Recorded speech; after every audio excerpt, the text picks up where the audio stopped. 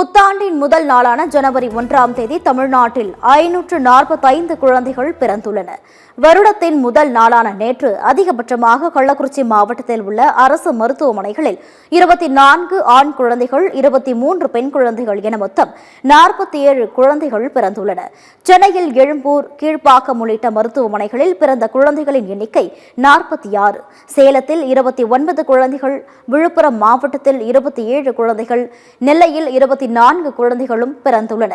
தஞ்சை, மதுரை, திருவண்ணாமலை மாவட்டங்களில் தலா 22 குழந்தைகள், செங்கல்பட்டு, திண்டுக்கல், தென்காசி மாவட்டங்களில் தலா 20 குழந்தைகளும் நேற்று மாலை வரை பிறந்துள்ளன.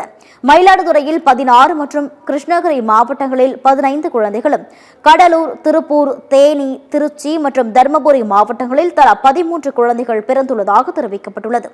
புதுக்கோட்டையில் 14, திருப்பத்தூர், ஈரோடு, தூத்துக்குடியில் தலா 12 குழந்தைகள், கோவையில் 11, நாமக்கல் மற்றும் பெரம்பலூர் மாவட்டங்களில் தலா 10 குழந்தைகளும் பிறந்துள்ளன. காஞ்சிபுரம் மற்றும் வேலூர் மாவட்டங்களில் தலா 8 குழந்தைகள், சிவகங்கை மாவட்டத்தில் 7 குழந்தைகளும் பிறந்துள்ளதாக மருத்துவமனை தரப்பில் கூறப்பட்டுள்ளது. நீலகிரி, ராணிப்பேட்டை, நாகப்பட்டினம், விருதுநகர், ராமநாதபுரம், குமரி ஆகிய மாவட்டங்களில் தலா 6 குழந்தைகளும் பிறந்துள்ளதாக பதிவு செய்யப்பட்டுள்ளது. கரூர் மாவட்டத்தில் 4 குழந்தைகள், அரியலூர் மற்றும் திருவாரூர் மாவட்டங்களில் தலா 3 குழந்தைகளும் பிறந்துள்ளன.